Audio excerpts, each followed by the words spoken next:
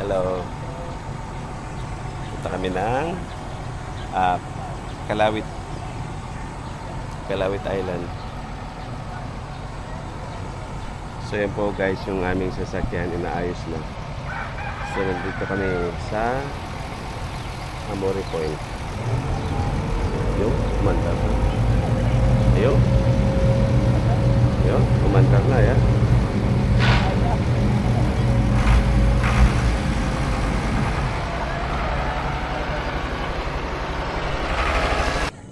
May paso. Guys, ayan, dandahan, madulas. Ay, madulas Windel. Hindi naman madulas.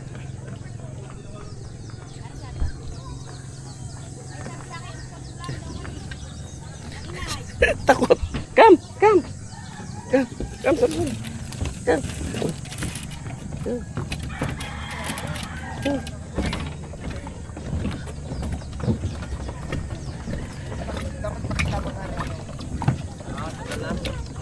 Mariregulate ang turismo din. Guys, papunta na kami ng Mindoro. Ayan po ang aming kapitan. Papunta na kami ng Mindoro. Si Captain Wilson na.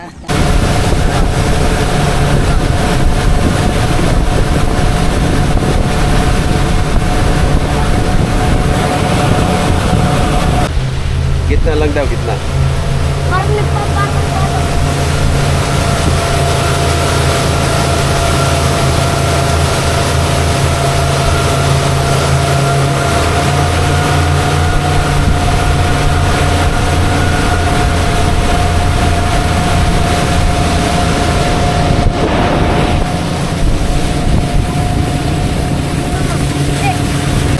Sunset.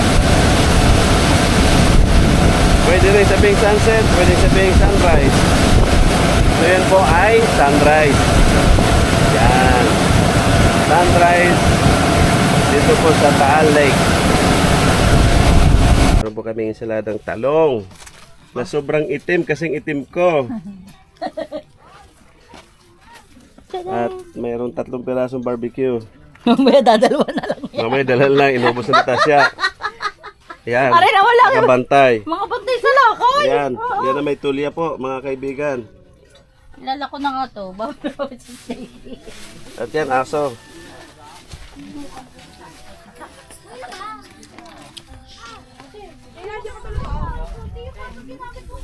Yan, meron po kami barbecue at hotdog. Siyempre kasama ng anak ko, kanyang boyfriend.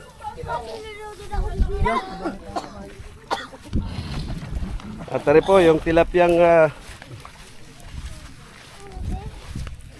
pabalik ta rin na po mga kaibigan. Dumating ang bisita. Ayan. Uy. Oh, ang ganda ng luto. Tingnan nyo naman, oh. Dito lang yung matatagpuan sa Balete. Ayan.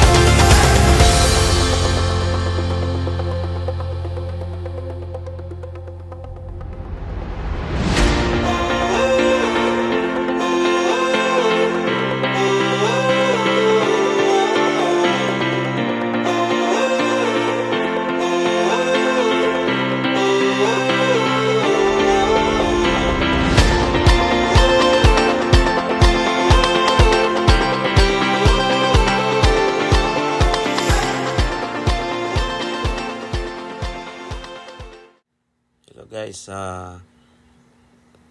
portion na to, gusto ko lang pakita sa inyo yung school ng Barangay Kalawit. So, 4 years na ang nakalipas. Yan ang nangyari sa mga school ng Barangay Kalawit dito po sa Balete, Batangas. So, totally wala na talaga, hindi na mapakinabangan. At yan ang natira na lang nung sumabog ang Taal Volcano nung January 20. So, yan guys. At gusto ko lang pakita sa inyo. At mamaya may papakita din ako. May papakita din ako sa inyo mamaya. Yan, nakita nyo yung kalupaan. Grabe ang nangyari. So, mula nung pumutok yung vulkan, ngayon lang kami uli nakapunta dito. At humingi naman kami ng clearance from Coast Guard doon sa na naka-assign sa aming bayan, sa bayan ng Balete. At ito naman yung solar, yung pang-detect ng PBOX. So, yan. Naka-solar yan at diyan po malalaman kung talagang puputok o magbubugan na naman ng bulkan ng usok. At yung nakikita nyong dalawang palapag na building, guys, yan yung tourism building ng bayan ng Balete. So, ayan. Saka yung mga punong yan, ay yung iba dyan ay karamihan bahay na natabunan talaga. Totally, lumubog talaga siya sa nung bumuga nung nagbuga ang bulkan ng maputik na lupa. So, thanks God dahil ngayon tumubo na naman yung mga halaman at wala namang sign na puputok pa ito. At alam naman namin hindi nito puputok para hindi na kami maapektuhan sa nangyari.